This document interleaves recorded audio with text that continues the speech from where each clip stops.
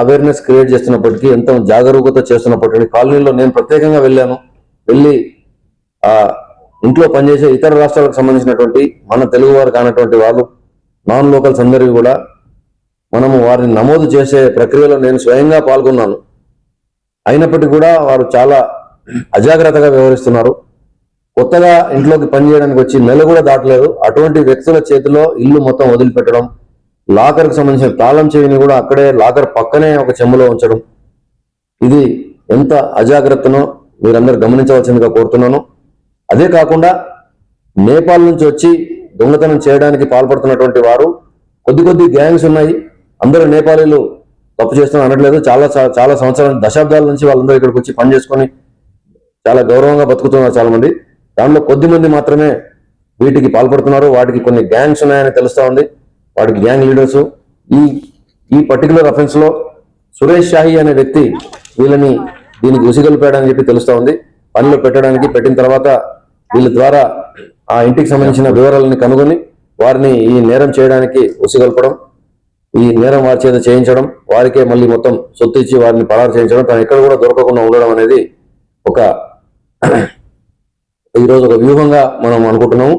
అంతేకాకుండా వీరిని వల్లపన్ని పట్టుకోవడానికి కూడా మనకి ఇక్కడ ఉన్నటువంటి మంచివారు, నేపాల్ నుంచి వచ్చి ఇక్కడ నివసిస్తున్నటువంటి వివిధ వ్యాపారాల్లో, ఉద్యోగాల్లో స్థిరపడి నివసిస్తున్నటువంటి నేపాల్ కమ్యూనిటీ వాళ్ళు కూడా మాకు చాలా సహాయం చేయడం జరిగింది.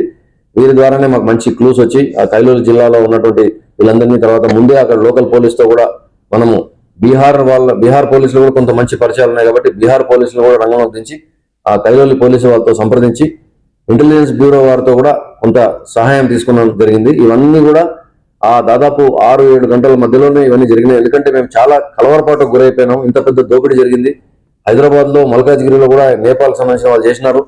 మేము చేసిన తర్వాత నుంచి చాలా జాగ్రత్తలు అందరికి తెలియజేస్తున్నాము. అయినప్పటికీ కూడా ఇటువంటి జరగడం అనేది మాకు చాలా కలవరపాటు మమ్మల్ని గురి చేసింది. అయినప్పటికీ ఆ కలవర నుంచి అతి త్వరగా కోలుకొని అందరూ కూడా, మా అధికారులందరూ కూడా చాలా ప్రొఫెషనల్ గా వారికి సంబంధించిన అనుభవాన్ని రంగరించి సాంకేతికం మరియు వ్యక్తిగతమైనటువంటి ప్రొఫెషనల్ ఎథిక్స్ అన్నింటినీ కూడా జోడించి ఈ క్లూస్ తీసుకుని మాకు